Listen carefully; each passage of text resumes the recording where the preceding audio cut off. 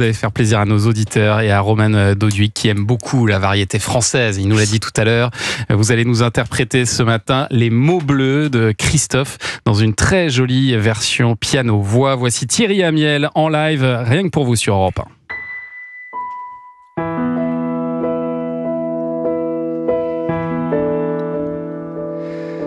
Il est 6 heures au clocher de l'église. Dans le square, les fleurs poétisent. Une fille va sortir de la mairie. Comme chaque soir, je l'attends, elle me sourit. Il faudrait que je lui parle à tout prix.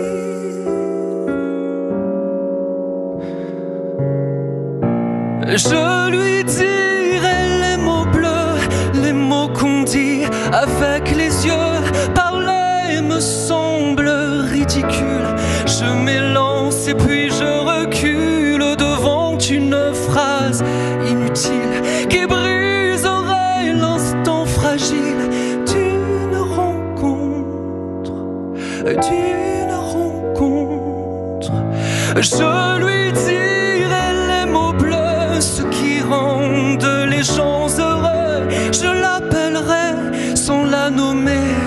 Je suis peut-être démodé. Le vent d'hiver souffle en avril. J'aime le silence immobile d'une rencontre, d'une rencontre. Il n'y a plus d'horloge, plus de clocher. Dans le square, les arbres sont couchés. Je reviens par le train de nuit. Sur le quai, je la vois qui me sourit.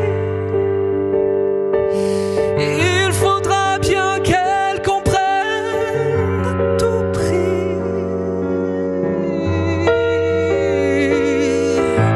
Je lui dirai les mots bleus, les mots qu'on dit avec les yeux. Toutes les excuses que l'on donne sont comme des baisers que l'on vole. Il reste une rancœur subtile qui gâcherait l'instant fragile de nos retrouvailles, de nos retrouvailles. Je lui dirai les mots bleus, ceux qui rendent les gens heureux. Une histoire d'amour sans parole n'a plus besoin du protocole. Et tous les longs discours futiles terniraient quelque peu le style de nos retrouvailles, de nos retrouvailles. Je lui dirai les mots bleus, ceux qui rendent les gens heureux.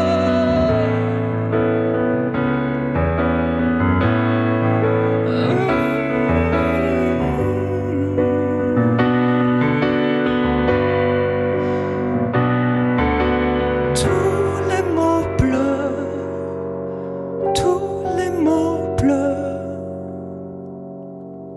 Bravo, Thierry Amiel, magnifique cette nouvelle version en piano-voix, tout en délicatesse comme Superbe. ça. Un grand bravo, asseyez-vous à côté de Roman Doduic. Venez nous rejoindre, le temps de donner quelques dates de concert parce que vous serez le 5 mars à l'Européen à Paris, le 7 à Tours, le 8 à Rouen et le 24 mai à Bordeaux. C'est ça. Qu'est-ce qu'elle représente pour vous, cette chanson, Thierry Amiel ? Plus que ce que je pensais, c'est-à-dire que moi, à l'époque, en sortant la Nouvelle Star, il y avait cette idée de vite sortir un disque, occuper le terrain. Donc la maison de disque poussait vachement à sortons une reprise et tout. Ouais. Donc j'ai choisi cette chanson comme toutes les reprises que je pouvais interpréter sur le plateau parce que je l'aimais beaucoup. C'est des chansons qu'écoutaient mes parents. Sauf qu'avec le temps, l'histoire, je me rends compte que c'était peut-être une sorte d'acte manqué, j'en sais rien. Ça me parle beaucoup parce que je suis plutôt du genre à effectivement mettre 30 ans à passer un coup de téléphone, à pas oser. Et je me dis, mais en fait, cette chanson, c'est genre toute ma vie.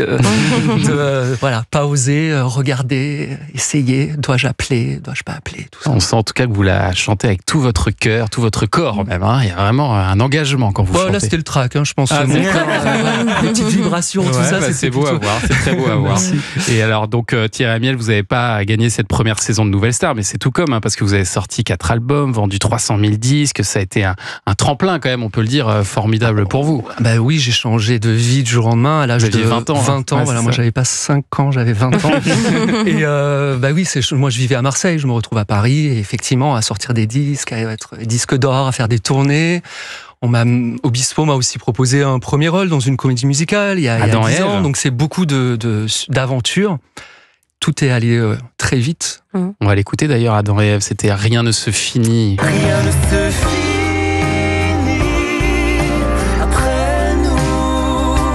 Il reste encore la vie après nous. Rien ne s'arrête jamais. Il y a un après.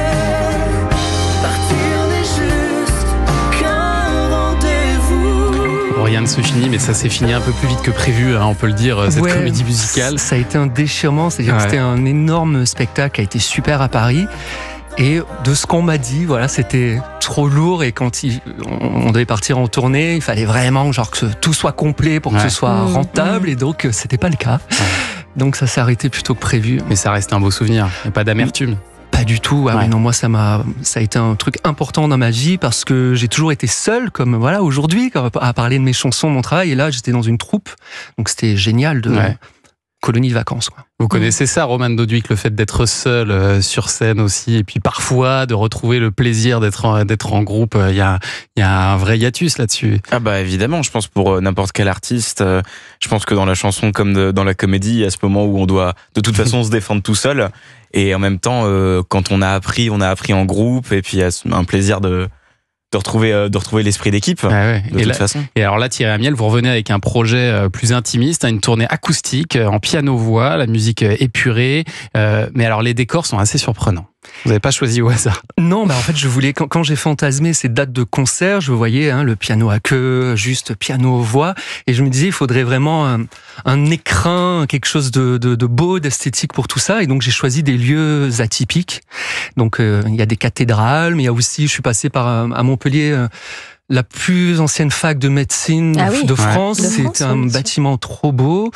Voilà, donc vous cherchez des acoustiques particulières, c'est ça? Pas que, c'était moi vraiment l'idée de base, c'était avoir un décor qui rajoute une couche à, on va dire, l'émotion d'être juste piano-voix, qui apporte de la profondeur. Vous parliez des églises, des temples, certes, ça sera le cas à Rouen, mais à Bordeaux, vous allez jouer à la Halle des Chartrons. Oui. Ça, c'est très étonnant, quand même. J'avais cette idée de... oui, c'est ça, c'est de trouver des lieux, un peu originaux, et pour renforcer ce côté intimiste, c'est que des petites salles, des petits lieux, hyper proches des gens, avec souvent les gens autour de moi. J'avais un manque du public, du retour de nous, ce qu'on donne quand on fait des chansons, mais j'avais besoin des gens, et là je les vois de très très très près. Et alors Romane Doduic, vous aussi, vous chantez sur scène, et je vois que vous êtes venu avec un ukulélé. Il était là, il était avec moi, il a insisté pour venir parce qu'il est fan d'Europe 1. Il m'a peut-être confondu avec Julien Doré, t'as peut-être... Il a fait c'est ça. Je me dis, ce serait quand même dommage qu'il reste là. Julien Doré et Kev Adams en direct sur Europe 1 avec vous ce matin. Vous pouvez nous faire un petit quelque chose? Écoutez, oui, j'ai un petit truc que j'aime bien jouer de temps en temps, parce que depuis pas très longtemps, j'ai un chat. Je sais pas si ça vous arrive d'avoir des petites bêtes. Vous avez des petites bêtes?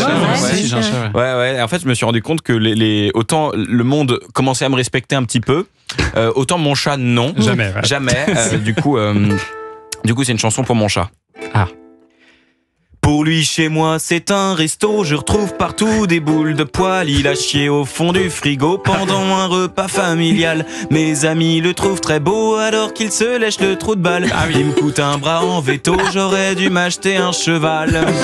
Balance ton chat.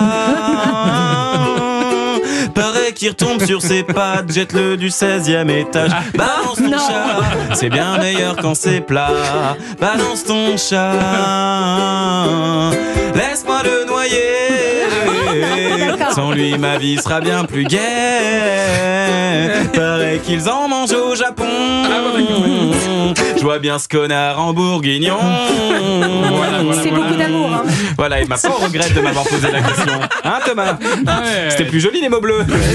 C'est autre chose que Thierry Amiel, quoi. C'est vraiment deux styles, deux ambiances. Deux ambiances, voilà. C'est très, très réussi cette chanson. Ça va marcher, ça. Ah bah, je pense que ça va cartonner. Ouais, ça se retient bien. Ouais. T'as vu, il y a une petite, il y a un bon rythme, un bon mood. Et alors vous êtes sur totalement autre chose avec ce titre Je regarde là-haut, issu de votre premier album Paradoxe, Thierry Amiel. Je regarde là, s'il nous protège encore. Je regarde là-haut, on s'en souvient, c'était Thierry Amiel, son premier album et vous pouvez le retrouver donc en tournée piano-voix le 5 mars notamment à l'Européen à Paris. Merci beaucoup d'être venu chanter dans ce studio ce matin avec c'était un plaisir. Toute votre émotion, tout votre cœur, c'était très beau. Adorable, c'est le spectacle de Roman Doduy qui est en tournée dans toute la France. Partout. Et on confirme, ce garçon est absolument adorable. J'avais raison. Adorable. Merci d'être venu ce matin. Merci à toi, Thomas. Demain, dans Culture Média, c'est une émission spéciale César qu'on vous a concoctée parce que les Césars, c'est demain en direct, en exclu et en clair sur Canal+, en partenariat avec Europe 1. Et donc demain, tout au long de la journée, on va vous parler des Césars. Il y aura des exclus, des interviews, plein de surprises.